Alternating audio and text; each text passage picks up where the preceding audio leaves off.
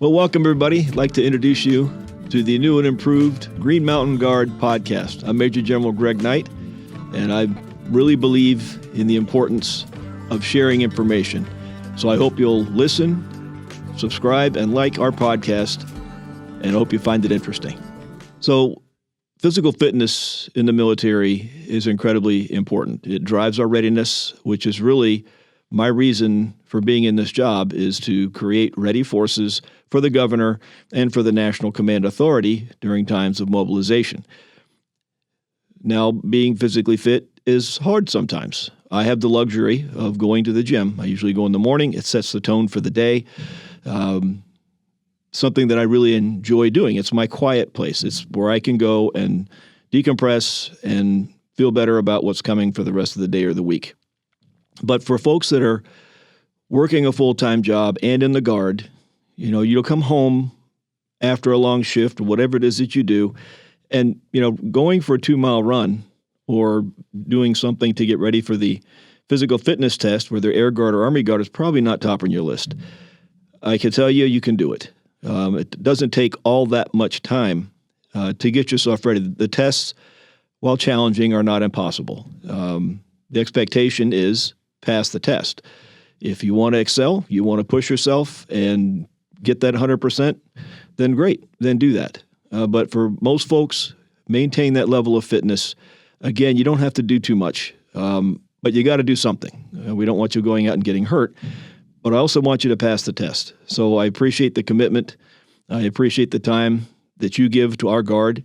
I need you to give a little more. I need you to do those things to get ready for that fitness test. Because if you don't pass it, obviously it drives down readiness, but it also has some other negative impacts on your career. And that's really what we're trying to avoid here. We want to keep you healthy. I can encourage you to eat right. Lots of things you can do, but you got to do them. So thanks for being a part of it.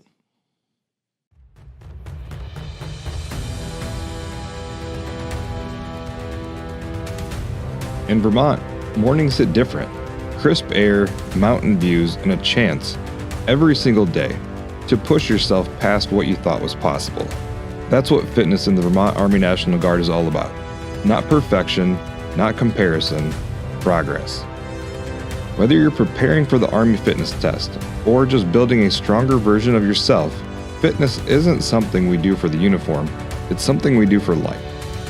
Strength to lift more than weight, strength to lift each other up, endurance to go the distance, whether that's a ruck march, a tough day at work, or supporting your community in a time of need. And resilience, the kind that keeps you moving when the mountain gets steep. In the Vermont Army National Guard, fitness is a team effort. Soldiers train together, push together, and grow together. You don't need to be an elite athlete to start. You just need the drive to take the first step. We'll help you take the next one and the one after that. Because fitness isn't a challenge, it's an opportunity. An opportunity to build confidence, discipline, and a lifestyle that fuels your future. So whether you're looking to join the Guard, sharpen your fitness routine, or challenge yourself in a new way, remember, strength starts here, right now, with you. The Vermont Army National Guard. Stronger, ready, resilient. Join us and find your next level. You're listening to the Green Mountain Guard podcast. Hello, welcome to the Green Mountain Guard podcast. I'm joined today with Major Dan Davis and Master Sgt. Mike Willey, who have recently accomplished a couple of amazing feats. Major Davis was out in Lincoln, Nebraska doing the Army Marathon, and Master Sgt. Mike Willey has done a 200-miler, an ultra marathon race out in Lake Tahoe. Gentlemen, welcome, and thank you for joining me today. Thank you for having us. Yeah, thanks. It's great. I'm going to ask you both to start by sharing a little bit about your Army careers. What drew you into the athletic realm of the endurance sport that you participated in? Major Davis, can we start with you? Sure. So I've been in some form of the United States Army for 18 years. I started off on active duty for 4 years and then joined the Vermont Guard after that. I did have a little break in service while I was raising my young kids, but I'm really proud to be back in the Guard now and proud to be representing the Guard, the Vermont Guard, at different athletic events. And Master Sergeant? 22 years in the Vermont Guard now. I spent 13 of those years as a mountain school instructor. And I'd say that's really what kind of that lifestyle, I think, is really what started pushing me into that direction. And now currently the 86th Brigade Operations Sergeant Major. And what inspired you to take on something like a 200-mile race? It's something that just kind of develops over time. You're always trying to push yourself to see what more you can do and to find your mental and physical limit. I haven't found it yet, so I just continue to keep pushing to find that. Nice. And Major Davis, how about yourself? What kind of inspired you to create, because you're part of a team as well, it's not just yourself, correct, in the marathon? Yeah, so my inspiration for running marathons is really around just trying to, one thing at a time. It wasn't, hey, I want to run marathons. It was, hey, I'll do 5Ks, and then, maybe I'll try a 10K. And then a friend says, hey, do you want to do this? Not really. That sounds miserable, but I guess I'll go do it with you. So it was a lot about encouragement from friends and family to push, and then it's kind of became its own community. And through that community, I've got the opportunity to run the National Guard time trial marathon 3 times. And every time I got to, through that process, meet people in the Vermont Guard who I'd never run with before and form a team and go out there together and compete, each of us trying to do our bests, and then, celebrate the accomplishments of the team. Was there a defining moment for either of you that made you kind of say, hey, I really want to push myself. I want to take it to the next level, find that upper limit and maybe push past that? Was there like a moment that you can think of in your mind that you're like, yeah, that was the day or that was the thing, the catalyst that made me choose to do this? I could say for me personally, I got a group of friends in my town who, not in the Guard, who were all runners, kind of around the same age. Our kids were around the same age, and we got to know each other and kind of formed a team. And we would run 100-mile relays together, nothing like a 200-mile race, but we would run the Vermont 100 on 100 race together, and we just kind of really built a camaraderie. And one of them had the goal of running the Boston Marathon, which requires you to meet a certain time standard before you do that. And before long, his goal became all of our goals. And then that kind of drove me down the path of doing as many marathons as I have. The first 5 marathons I think I did afterwards, I hated it and said I would never do it again. But then something would draw me in to try it one more time. And one day, actually the first time I qualified for Boston, I had a magical race where my fueling came together, like my rest. It was just like I just got lucky. The weather was good. My pacing strategy was right. And I qualified for Boston. It felt as close to a magical day as I've ever had in my life. And so then after that, I had the bug. And then I was like, oh, I get it now. And then I started signing up for more and trying to chase that next PR. Nice. That's awesome. Only took 5, huh? Just 5 marathons. Yeah, I'd say mine, I mean, it's most runners in this are going to have a similar story. I mean, very much like Major Davis, I started from a 5K, and within 1 year I was 10K, half marathon, and marathon. And then there was no one defining moment that I could say that like made me keep pushing, but it's every moment I think helps me kind of remind myself that I want to keep pushing. And you're always it's just a constant evolution of trying for that next thing. I did do the Vermont 100. That was like 10 years ago. So that was my first like extremely long race. And it went really horribly wrong. Like I finished fairly well, but there was a lot of errors I made looking back at it. And I think that's kind of what helps me continue, is I can look back at those failures and realize that I can do better. And then I'll try it again. Like I've already tried. I'm already registered for the Tahoe 200 for the next race. Awesome. So there's that. And then, I've done the Vermont 50 5 times so far, and I'm doing that one next week. So I'm constantly always trying to like find how to improve and how to do better. And it's not always about doing better than other people. It's always about doing better than what I did before. Kind of like Major Davis said, it's that PR. And it's not necessarily time. It's just finding those mistakes that I made and improve from that mistake, and mentally come out of the race feeling better. That's the goal. Yeah, it's incredible. Thinking about training and methodology, how do you balance Army duties, family life, the demanding training schedules it takes for a race of that magnitude? What do you guys do to kind of bring it all together? That's not easy. Yeah. I mean, for training right now, I'm looking at 60 to 80 mile weeks. And so that time commitment is huge. And it's not just, for me, it's not just a road run, like doing 8-minute miles. It's, going up into the mountains, driving a little bit, and spending 4 or 5 hours up on Mount Mansfield, or running the long trail, or running hills in Jericho, or something of that nature. So it's not just going down the road and back. So a good headlamp is key. Yeah. Waking up early, staying up late, put the kid to bed, and having that mental capacity to where you want to check out, where you want to go to bed or go relax on the couch. I think that's the one thing that I've found has turned the switch for me, is anytime I see a reason to relax, I can turn that excuse.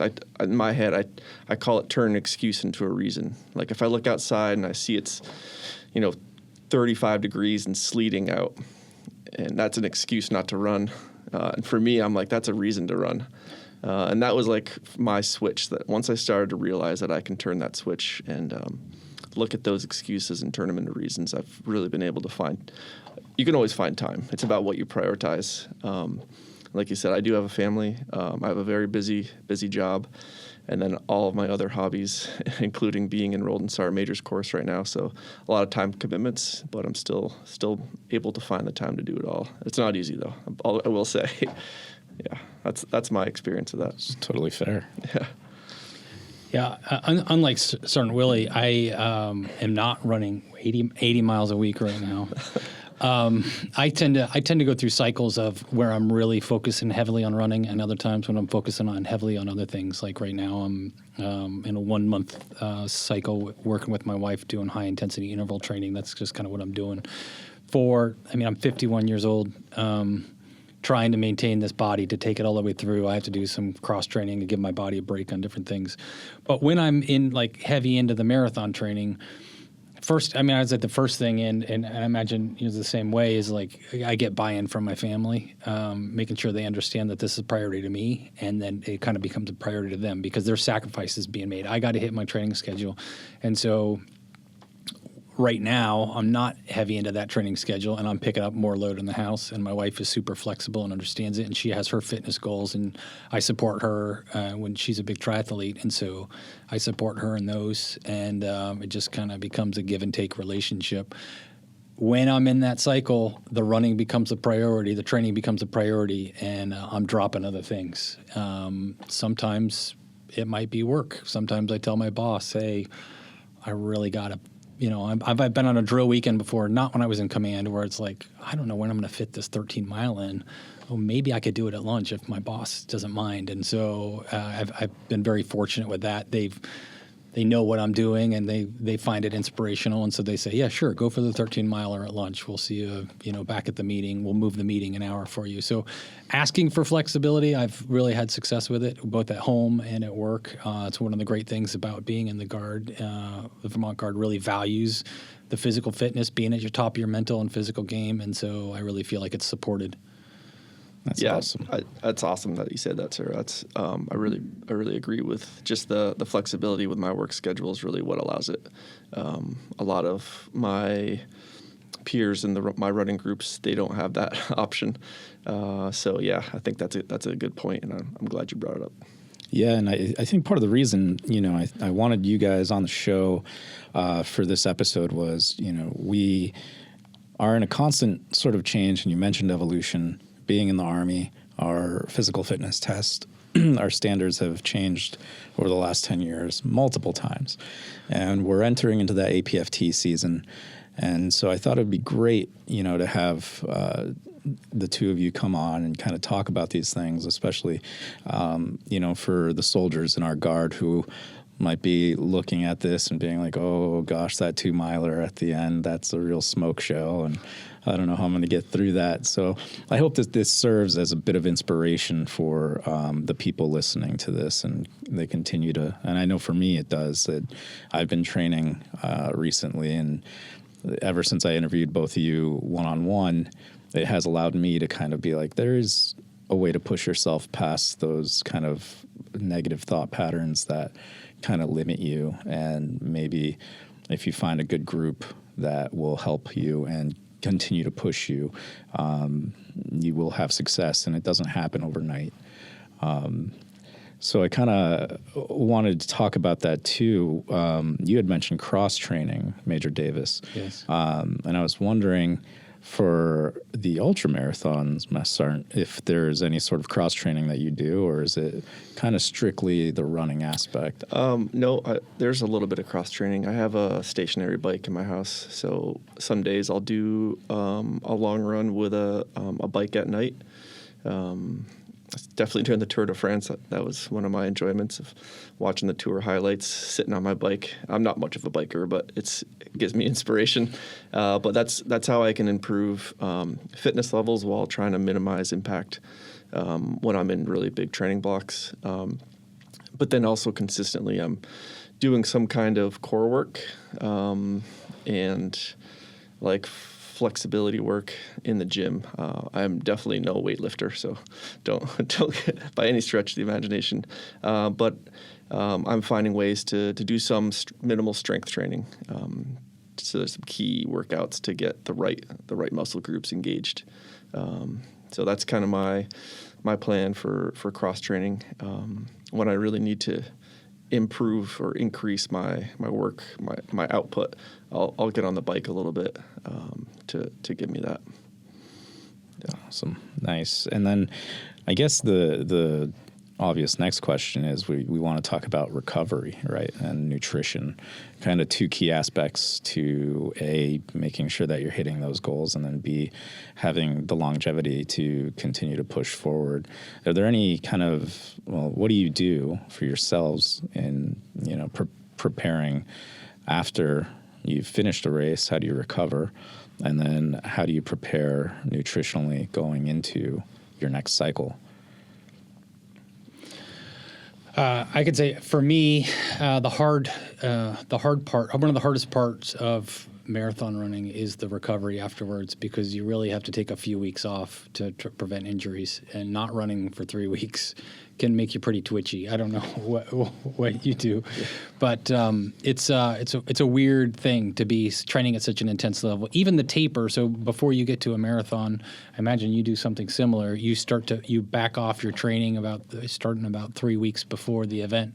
You just slowly taper it down to where you're doing very minimal mileage, what it feels like the week before the marathon, to give your body the recovery, the rest to really build up and have a peak performance. It's a very strange feeling. It's odd, and it takes a lot of.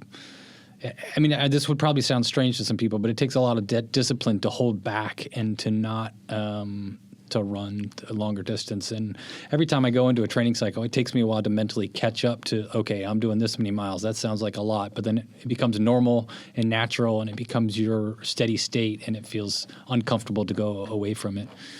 I would say from nutritionally, I mean, that's part of like dialing everything in and having that magic. And it changes for me every year, I feel like. But this last cycle, I really, in many marathon training cycles before, I've actively, kind of welcomed losing weight along the way, and I'm for people who are listening, I'm not a big guy, so losing weight. When I see my father doesn't live in the state of Vermont, but when he sees me, sometimes he's been worried about me because he thinks I lost too much weight. So I've always, I'd go run, 4-month marathon training cycle and lose 10 pounds and be like, yes, I'm that much lighter on race day. But I've also had some injuries in training. And this last cycle, I tried not to lose any weight, just to try to increase my protein intake so that I'm not metabolizing muscle, and just tried to keep my weight. And it's the best I've ever felt. So I'm reading a ton of books, really looking at being able to race like this, into my 70s, hopefully. And so I'm really into longevity now, and I've been reading a lot, about nutrition, and so that's kind of what got me down that path of watching my protein intake and trying to keep my weight up. And it worked for me in this last year, so it was good. Nice. Yeah, I'd say there's a pretty consistent theme with it's kind of like an online joke in the running chats is the marathoner to the ultra marathoner. He's got his powders measured on a scale, and I'm just hammering pizzas and but in essence, for sure, there's a lot of work that does. I try to improve my diet going into race day. I'll cut dairy and gluten out of my system for 2 weeks, just because I know those things will trigger. I don't have any allergies, but it triggers some gut issues. So for a couple weeks, I'll cut that stuff out. But for me, in those big training blocks, I eat a lot of food. It's kind of ridiculous to be around me when I'm eating. But yeah, I'd say throughout a day, I've always got food going in. And it doesn't matter to me what it is, as long as it's good food, because it's just I'm constantly hungry.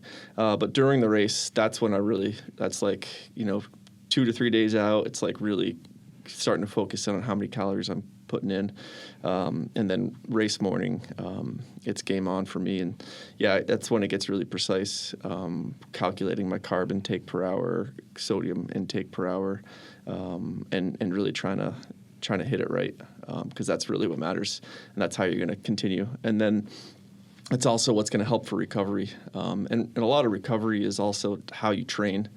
If you're not training right, you're going to recover horribly. So recovery starts in training, and then for me, the taper's difficult, just like Major Davis said. Yeah, it's my wife will notice if I didn't get a run in that day. She'll look at me. She's like, "Why don't you go for a run?" I'm like, "Yeah, that's a good idea." But yeah, it's hard to not run. So right now I'm just started my taper for the Vermont 50, which is in about 13 days. So this week is I think it's 50 miles. So it's starting to reduce mileage. And then that's also where I can get in trouble, because I'm used to eating a lot of food. So I got to be careful with that. And then through recovery, just to finish it out there. Definitely a few days of no running, but active recovery is also important for me. So I'll get on a bike the day after and get on a rower, but I'll try to reduce my impact for a few days. And recently, I've been really good at I don't want to say the wrong word here, but pushing through injuries. It's not like the old Army, push through it, you'll be fine. It's a little bit different. It's active recovery and focusing your workouts to get through injuries, and not just sitting on the couch. I don't know if that makes sense. It's a little bit of a different mentality than just the drink water and move on. That's not what I'm saying. Yeah. I'm saying there's a way that you can actively get through injuries and recover without just sitting on the couch. Yeah, absolutely. I think that's something maybe a lot of people don't realize when they think about resting an injury. They just rest the injury. Yeah. But it's really more of a physical therapy approach, and utilizing the right strength and conditioning tools to recover those muscle systems. And, obviously if it's a skeletal injury, then that's a very different thing. But with those, muscles, ligaments, and things of that nature, you do have to kind of keep it moving, keep it fluid, and let those fibers kind of come back to normal, so to speak. Yes. My wife's favorite thing to say is movement is medicine. And if you've got a little something, when I hear people say, oh, they got that little tweak, I try to encourage them to move, because I remind them that every time you do exercise, you're tearing those muscles. That's actually what's stimulating growth. And so you expect to have a little bit, you don't obviously you shouldn't be running through wincing pain, but it's important to keep going, adapt, change the exercise, whatever you have to do to keep the blood flowing to those tissues. The Army and Air physical fitness tests are changing. Our force must be ready to adapt to these changes. Train Heroic is a resource that's got you covered for training year 2026. Train Heroic, the mobile fitness app that's free for all soldiers and airmen in the Vermont National Guard, is here to help you meet your health and fitness goals. This virtual program connects you with real coaches from within our own ranks, Guard members who understand our missions, our tempo, and our culture. They'll build training programs tailored to your needs, all available right from your phone. Work out anywhere, your living room, your favorite gym, your garage, no need to travel to a specific facility. And if you're rural and you don't have gym access at all, no problem. Our coaches can create full bodyweight programs designed to be done anywhere with minimal or no equipment. So don't wait, start your training journey today. Download the Train Heroic app now. If you're a soldier or airman in the Vermont National Guard, reach out to your Readiness NCO or your Recruiting and Retention NCO for your access code and to get connected to your coach.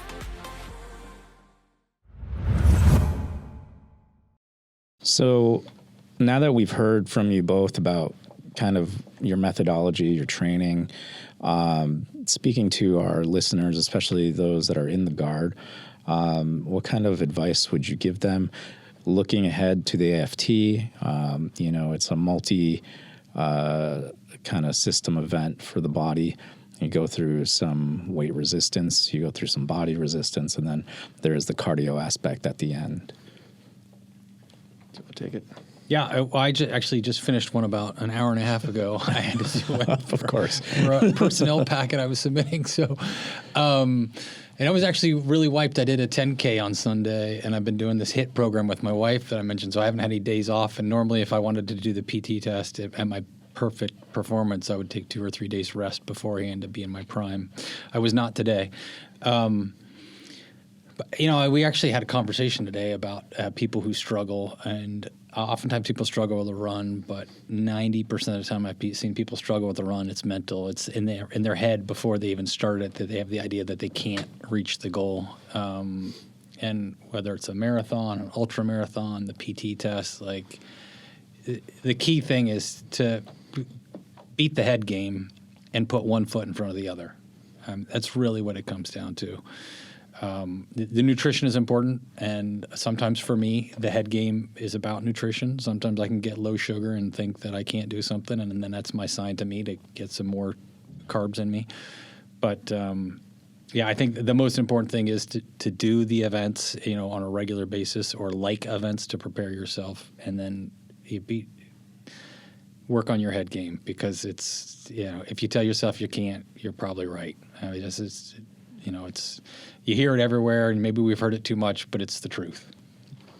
Yeah, confidence is the best. You can't just give yourself confidence, but you can give yourself fake confidence, and sometimes that helps. Sometimes just looking at yourself in the mirror and saying that you can do this, you got this. There's this moment when I'm like in that push-up position, ready to go for the first sprint, where I just tell myself, like, you're going to crush this. Even I get nervous still. Like, I know I'm not going to fail, but I always want to do better. I always want to do my best on these events. And for most of the time when I'm done that sprint drag carry event, I'm usually just about ready to puke. And it's still hard. No matter what I do, no matter how far I run, it's always going to be hard because I'm going to go harder. And so don't be confused that it's easy for us or easy for me. It's still a difficult PT event, but going into it, just knowing and being prepared mentally is key. And doing the events before, it's not that hard to do a few push-ups a few weeks out. Everyone can do a plank at home. So getting ready for that plank, that's even more of a mental game, I'd say, than running. Oh my God, is it ever? Yeah. Tell me now, I'm interested, because whenever I do the plank, I find myself, I get to this point where it feels completely impossible, and then I get past it. It's like I hit this nirvana point where suddenly I feel like I could hold it forever, and then they tell me, like, you're at 320, and I'm like, oh, cool, I'm done. Yeah, I maxed it. That's same. And for me, mentally, I just try to convince myself that I usually pick a person that that I can imagine is next to me and I don't want to beat, you know. Oh, that's a good one. I like that. You know, it's someone specific. I won't share it on here, but so like I want to be better than this person, and that's all it is, you know. And it's not that I don't like that person, but we always have this competition kind of style, and that is what keeps us moving. But yeah, you know, and with the run, yeah, it's hard because it's at the end of all those other events. So your lactic acid's built up in your muscles, and my run time has gone down significantly since the ACFT and AFT. But I'd say just, you know, look at yourself and convince yourself that you got it, and you do. Like most people can do that run, and it's not that hard. The time is pretty forgiving, I'd say. Yeah, I think with the plank especially, I like to pretend that I'm listening to a song. Yeah. So I'll just go over lyrics in my head while I'm down there. Yeah, that's a good. If I could talk to people, if they'll listen to me, I'll do that too.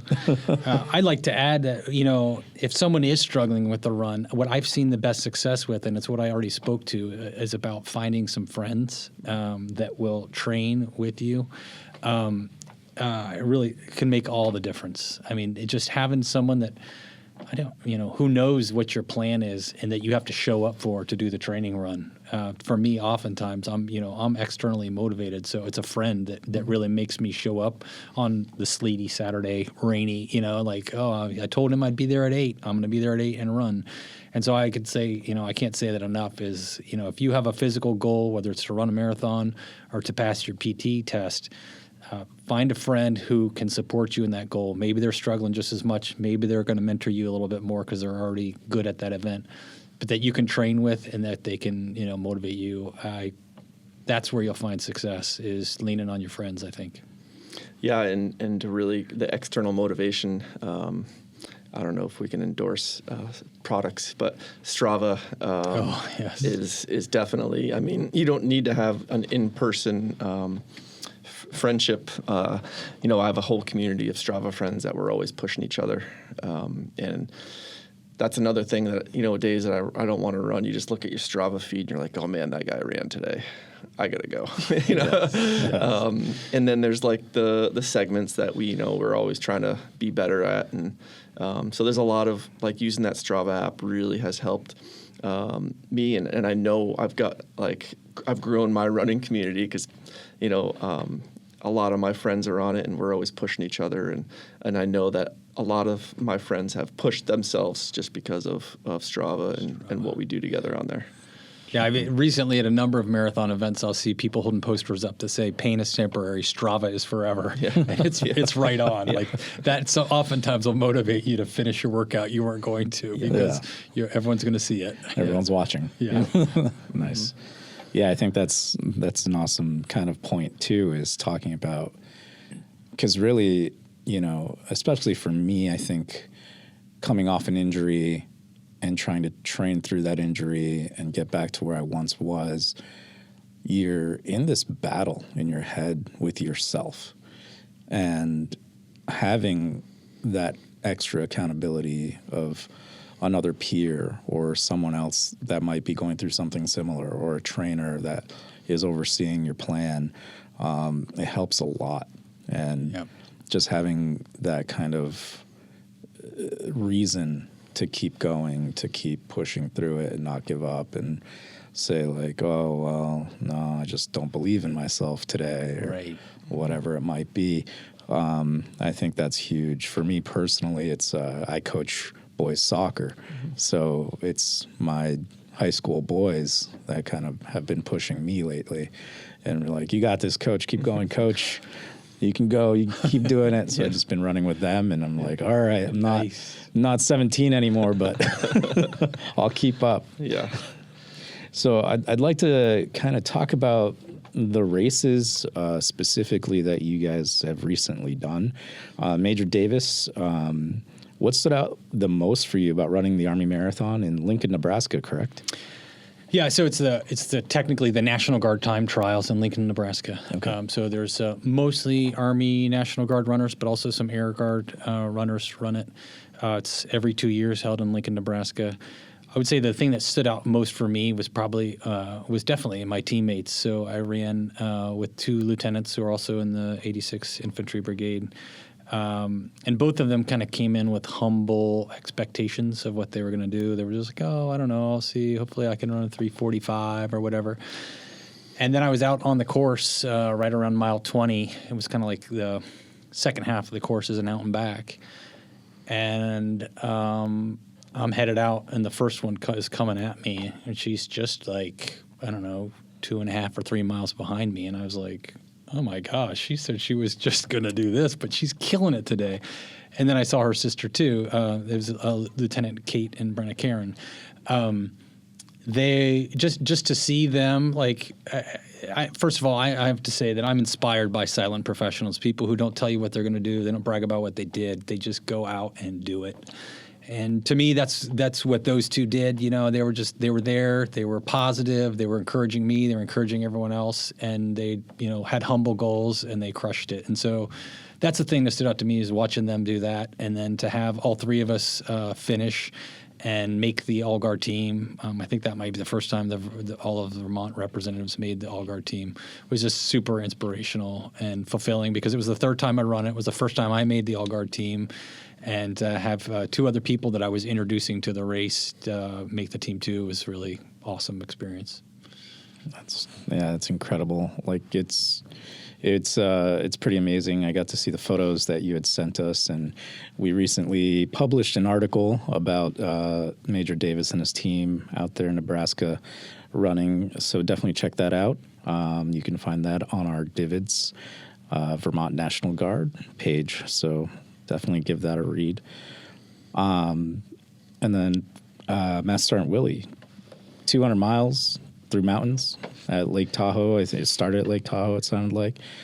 It sounds equally brutal and beautiful. I'd say a lot more brutal. It sounds crazy. It sounds insane. But what a place to do it. Yeah. What was the toughest part of that course that you kind of stuck out for you? The air quality and the elevation really combined to really degrade my lung capacity near the end.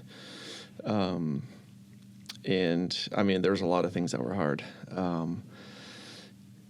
Finding the ability to set to my time goals when I get into an aid station, especially the sleep stations, to walk in there and stay on track and say, I had a support person out there, so I had a crew, and for me to tell him, like, hey, I need to be awake in 1 hour and moving in an hour and a half, and then sticking to that plan at like 3 a.m. that's hard. When it's dark, it's cold, and you're tired, it's too easy to stay in that sleeping bag. But to roll out of that bag, put on your shoes, and keep moving, I think that's the most difficult thing. Mentally, physically, like I said, my lung capacity really got reduced near the end.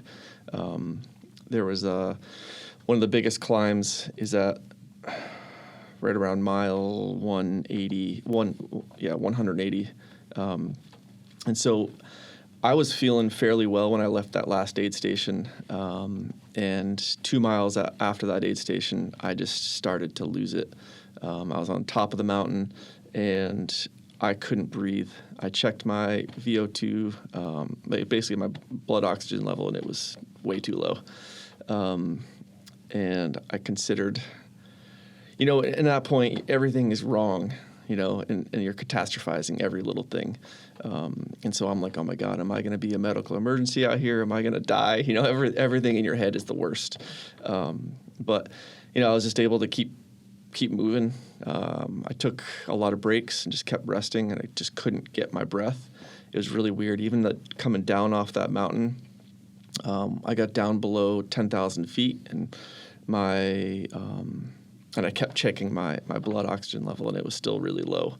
But to just keep putting one foot in front of the other, I would look, every 100 yards, I'd see a rock and be like, I'm going to make it to that rock. I'm going to sit down for a minute and then get back up. And I did that for 6 miles into the dark.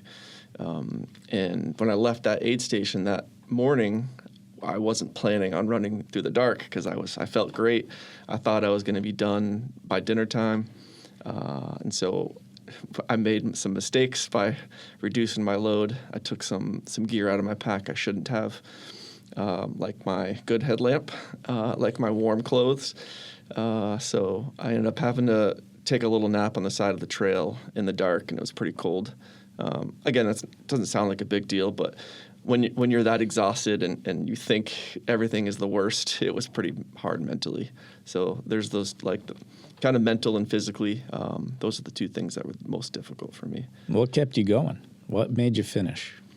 That I knew I could do it, even though I was convincing myself I couldn't. This is funny. There were several times I was literally convincing myself that I was a fake. Like you can't do this. You haven't really trained that hard.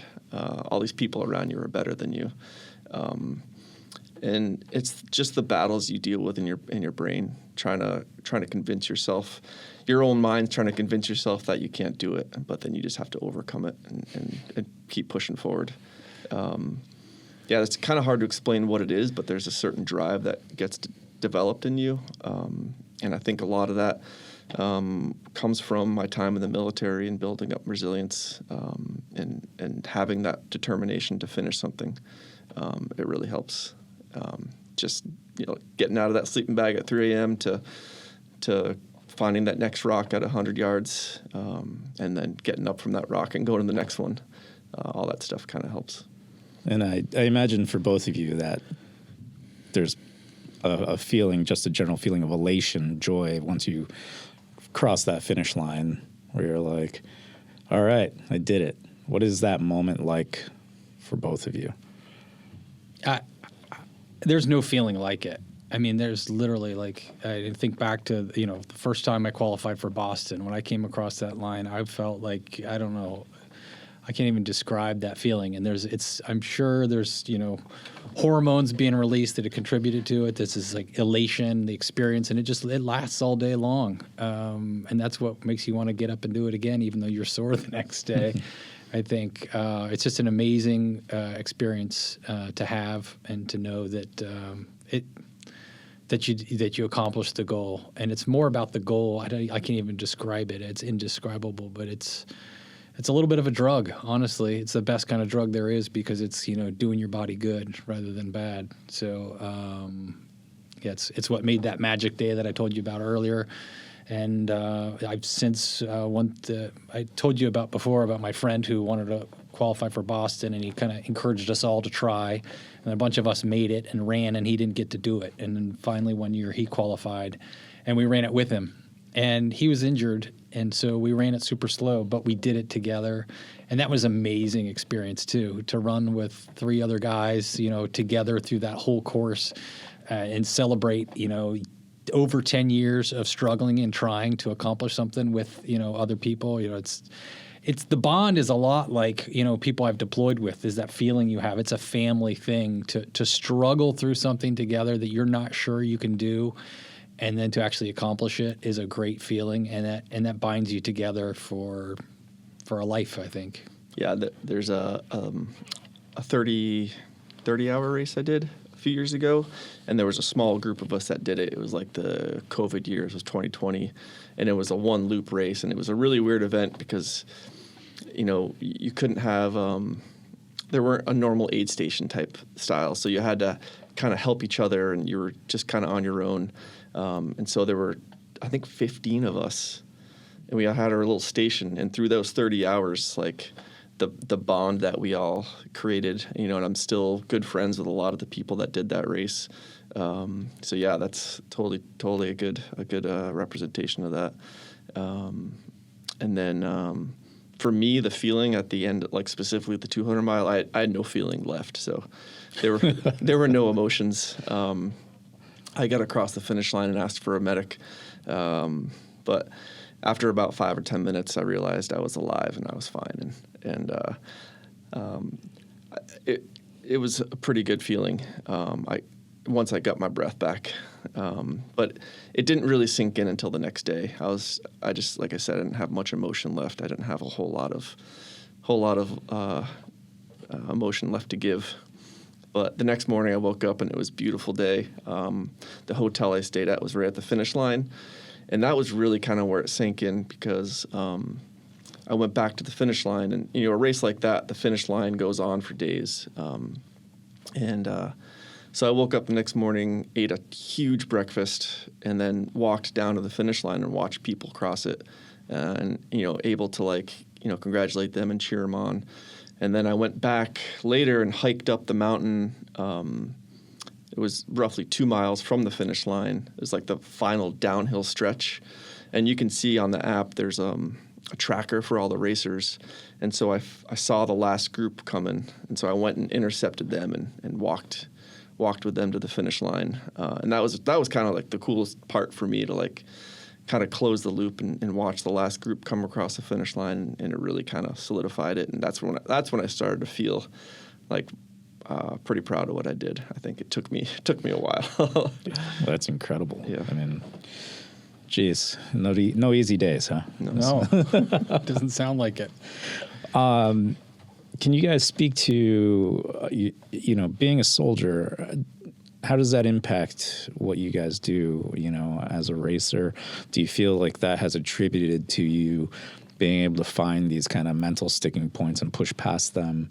Or has, those levels of discipline that you learned in the military been applied to your running in any way? Yeah, I'd say, if I could start with this one. I'd say the discipline part is ridiculously important, and the resiliency and the mental discipline. I have a running coach right now, and it took him a little while to adjust to me, because he would give me my running plan, and I would stick to it to the exact. Like if he said run, 12 miles at this threshold pace, it would be like 12 miles at exact threshold pace. And in one of the days specifically, he gave me a workout to do, and he wanted me to run at, I don't remember the numbers. I think it was like 164, heart rate for whatever it was, 6 minutes. And then intervals from there at that heart rate. I couldn't get to that heart rate. So I was sprinting as hard as I could. And I got done the workout, and I was like, I told him, I was like, hey, it was really hard for me to hit that heart rate. I was working as hard as I could. And he was like, well, the heart rate was recommended first off. And I was like, oh, well, you write it down, I'm going to do it. So, yes, sir. Yeah, exactly. So he's like, all right, I got to figure out how to work with you then. But yeah, it's the discipline, and it's the resiliency to, I think I said it earlier, but finding ways to train when it's difficult, and being in the military and doing all the stuff that I've done, from survival courses in Finland to everything else I've done training-wise over the last 22 years, has given me like that, I guess, tools in the toolbox to look back at and know that I can push through and everything's going to be fine. Yeah. Nice. I don't have a whole lot to add to that, except, it's just all our experiences of life. We all experience things where we don't think we can get through it. My divorce, my mom dying, my sleeping in a sleeping bag in Fort Greely, Alaska at -40 and having to get up to go to the bathroom. It doesn't matter what it is. It seems like this is going to kill me, and then it doesn't. All of those experiences, or, I don't know, flying a helicopter in Syria and having someone tell you there's bullets flying, whatever it is, it comes into your mind and thinks, uh-oh, this is it. And then it doesn't. And so you build those experiences and you recognize you can fight that negative self-talk that comes in a race when your brain is telling you, you don't like running. Why are you running right now? You dial it back and go, okay, wait, I got this, So resiliency is built over time, and the military surely puts us through, tough trials. And I can say that definitely has helped me in racing. And also, the discipline is really key. I'm pretty inflexible when it comes to deviating from my training plan, and I feel a whole lot of guilt if I don't hit it. And it took me a while to realize that wasn't exactly standard, but I think it's pretty common for military people. Yeah. Do you feel like you run into civilian racers in your races that are kind of like, whoa, kind of see you and are Or do you feel like they're kind of like, okay, he's a serious racer? And I will tell you, road racing is a lot different than trail running. I've done 2 trail runs, and I can see the personalities are different. And when it comes to road racing, there are a lot of really OCD people out there. And so as far as people who are competing in the, I don't know, top 10 of a 10K or, all of them that I would probably be at a competitive level with are pretty dialed in and probably more OCD than me. Then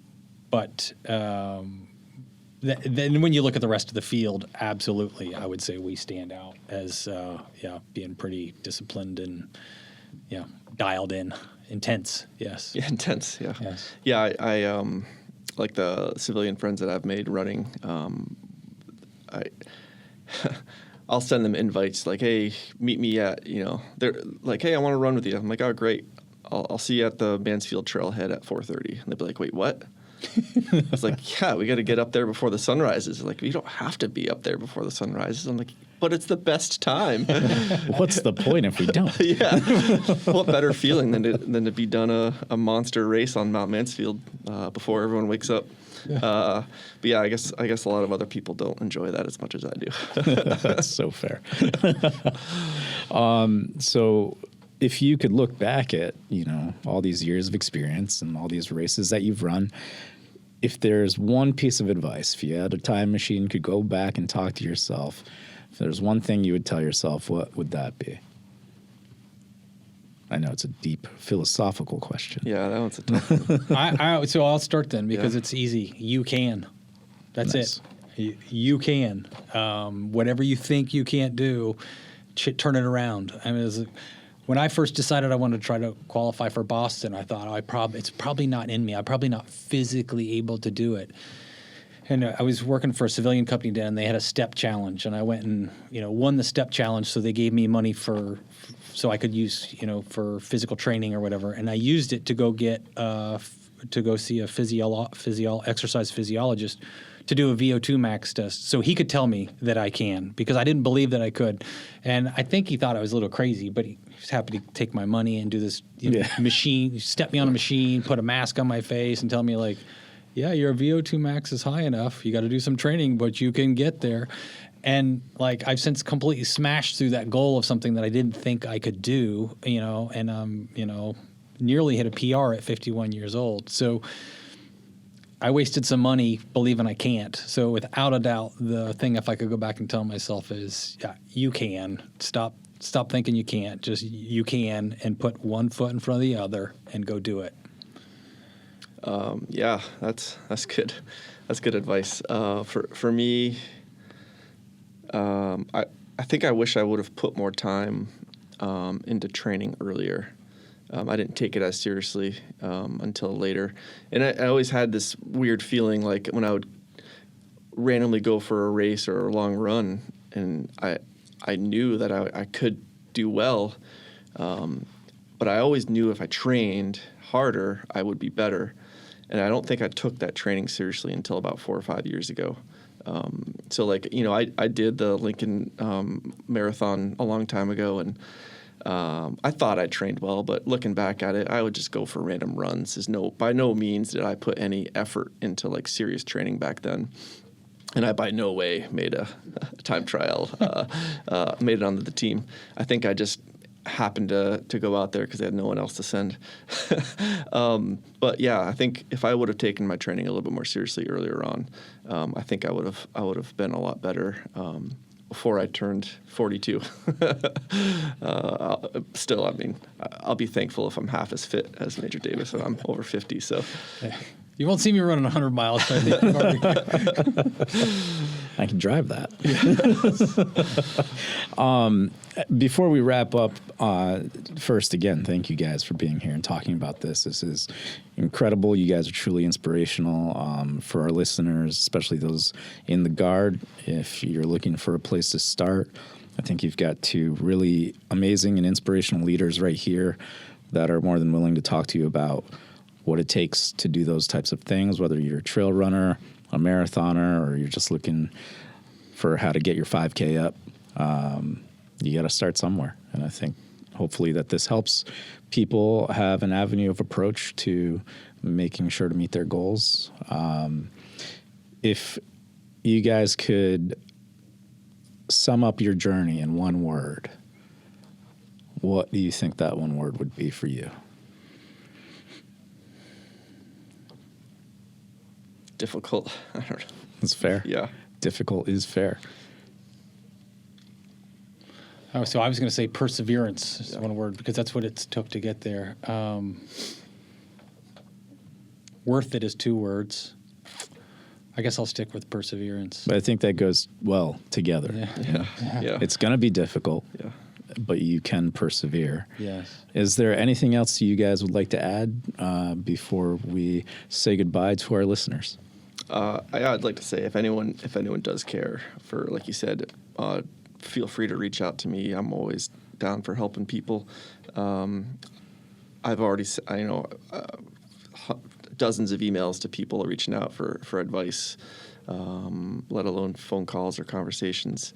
And the lowest cost thing is download like a free social media running app and follow me on that app. I don't have to say it, but Mike Willey VT, and we can find inspiration together. Yeah, I was just going to say the exact same thing. Follow me on Strava, Dan Davis on Strava. I'm happy to be followed back. And if someone can't find that person to help them run, I would love to be that inspiration. I would love to meet you over at the Camp Johnson track for, a 2-mile run or whatever it takes. I'll help you put together a plan. If someone needs that inspiration, they need that external motivation, I'd be happy to be that, because so many people have given that to me before. So just reach out. And before we do say goodbye, I wanted to ask you, how does someone get onto the marathon squad? Oh, yeah. So that's a great question. So the National Guard time trials happen every 2 years. So we had one this year in 2025. The next one will be 2027. Sergeant Ryan Jacobs is the coordinator for the team, so they just need to reach out to him. They need to have finished a marathon or a half marathon before, I will say, November of 2026. So if you're interested, get yourself signed up for one and perform your best, and then you could submit that time to Sergeant Jacobs and compete, and then they'll take the top 3. The top 3 are funded by National Guard Bureau. I will continue to advocate for Vermont to send extras. There's many states that send an army of people to compete, and those are typically the states that actually win it, because the more you have competing, the more likely your chances are.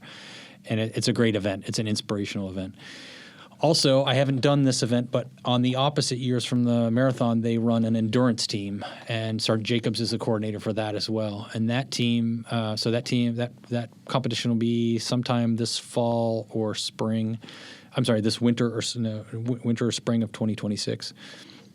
And that event is one of them that they do is a DecaFit. I'm not sure if you're familiar with a DecaFit, but it's an event where you might do what do you call that? The assault bike, and then you sprint around a track, and then you do some other event, and then you sprint around the track. So it's a bunch of different events combined together. It's like a total body kind of endurance event. And then they have an all-guard team for that as well. And those people will go to competitions around the country. And once you make the all-guard team, you do competitions all around the country representing the National Guard, speaking to people at recruiting booths, just talking to fellow fitness enthusiasts and telling them your story about what you do in the Guard. And it's really fun. I ran the Ascutney a Scutney Ultra, but it was at the Vermont Ragnar in June with the national team. Sorry about that. And it was super cool to talk to people, and they ask you a million questions about the Guard, and it's an opportunity just to tell the story about the Guard and the Guard supporting you in your personal fitness goals. And so both the endurance team, the marathon team are options on opposing years. And then I have to put another plug in for a team that I'm not involved in, but we have a biathlon team here in the Vermont Guard, and every state has an opportunity to send a team to a national competition. I believe that one's annually. And so there's a lot of opportunities in the Guard, in the Vermont Guard, or in any state Guard to compete and be supported by people who are like-minded, trying to challenge themselves. And I would encourage everyone to try it. As Sergeant Willey said, I've been on, first time I went to do the National Guard Marathon, I was a throw, and they're like, hey, Davis, you like to run? We need 3 people. They didn't have enough interest. And so I did it. I was not competitive. I was getting ready to deploy. That wasn't my focus. But it gave me the bug. And I've, on other occasions, seen other people do the same. So if you think you're interested, don't think, I can't. You can. Go out, sign up for a race, get yourself a time trial that you can submit to Sergeant Jacobs, and go do it. Yeah. Well, gentlemen, thank you once again for being here today. Really inspirational stories, I should say. And I appreciate your time. This is Sergeant Denis Nunez, Vermont National Guard, Public Affairs, and you're listening to Green Mountain Guard. Any products, services, or brands mentioned are not affiliated with, endorsed by, or sponsored by the Vermont National Guard. All references are for informational purposes only. Hi, my name is Jessie Smith. I'm the State Soldier and Family Readiness Group leader. I'm here to talk a little bit about family readiness. So first thing that I want to touch on is we have some deployments coming up in the near future, and we have had some changes in our resources at family programs recently. So the best person to contact if you need help is your military family and readiness specialist. And if you are an airman, there's the family readiness office over there. That's the best way to get access to resources. As always, militaryonesource.com is also a great place to get any resources that you might need. They pretty much have everything, and it's free. We have Military Kids Vermont, which has a lot of our events that we have for families. It's generally no cost, and we have various things from apple picking, ice skating. This past summer, we went to Devil's Bowl and Thunder Road to watch some races. Always a good time. If you sign up for In the Know, which the link will be in the show notes, you can get an email that will tell you when any flyers are out for those, and they will also be posted on social media. Some upcoming events that we have are Polar Express, Vermont Symphony Orchestra, and we'll also have an ice skating event in November down in Rutland. If you would like help with any financial items like budgeting, you can reach out to the MIFRS team as well, and they can definitely help hook you up. Certainly a good thing to get hammered down before any deployment cycles happen. And that's all I have for today. Again, I'm Jessie Smith. Thank you for joining me, and make sure to like and subscribe this podcast. Hello, this is CSM Raymond Myers, the Senior Enlisted Advisor for Major General Knight. I want to take a few minutes today to talk directly with you about where we're heading as a force and how we take care of each other and look out for our families during the upcoming holiday season and into the next year. If you haven't seen the new guidance put out by the Secretary of War, there's a great emphasis on physical fitness. As we adjust to the new transformation of the U.S. military, we will be required to be stronger physically and mentally. Compiled with the current obligations of your full-time job, civilian job, family requirements, and upcoming deployments, this can be a stressful environment to operate in. I cannot understate the importance of physical fitness and mental resiliency. This isn't about checking a box or surviving another fitness test. This is about building a force ready for the realities of modern conflict. The Vermont National Guard is moving forward deliberately and aggressively to align with these standards. That means better training, better use of resources, improved guidance from our leaders, and a cultural shift towards long-term readiness. If you're struggling, you're not alone. Reach out, talk to your NCOs, develop a fitness plan, use programs from unit coaches and peer support networks. We're going to meet these standards together because individual readiness is necessary to achieve collective readiness. With the upcoming holidays, as your Command Sergeant Major, here is my guidance. Travel smart, plan ahead, don't mix alcohol and bad decisions. If you're on the roads, slow down. If you're out in the woods, dress for the weather. If you're attending parties, know your limits. We want every single one of you back after the holidays, healthy, safe, and ready for the new year. Your family needs you, your unit needs you, and we need you. Finally, and most importantly, buddy checks. The holidays aren't easy for everyone. For some, this season brings stress, loneliness, or silent battles you may never see. So I'm asking you to check on your people, not just once, not just because it's required, but continuously, intentionally, and with sincerity. Please pick up the phone, send a message, knock on the door, ask how are you doing, and then listen for the real answer. Suicide prevention is not a briefing we give once a year. It's a responsibility we carry every day. We are a community and we take care of our own. If you see somebody slipping, speak up. If you feel yourself slipping, reach out. There is strength in asking for help, and there's no stigma in using the support systems available to you. This uniform makes us part of something bigger. Let's prove it by being there for each other when it counts the most. Team, thank you for everything you do, for the long hours, the sacrifices, and the dedication you bring to the mission. We have challenges ahead, but we'll meet them the same way we always have, together. This is our Major Myers. Take care of yourselves, take care of each other, and have a safe and meaningful holiday season. You've been listening to The Green Mountain Guard.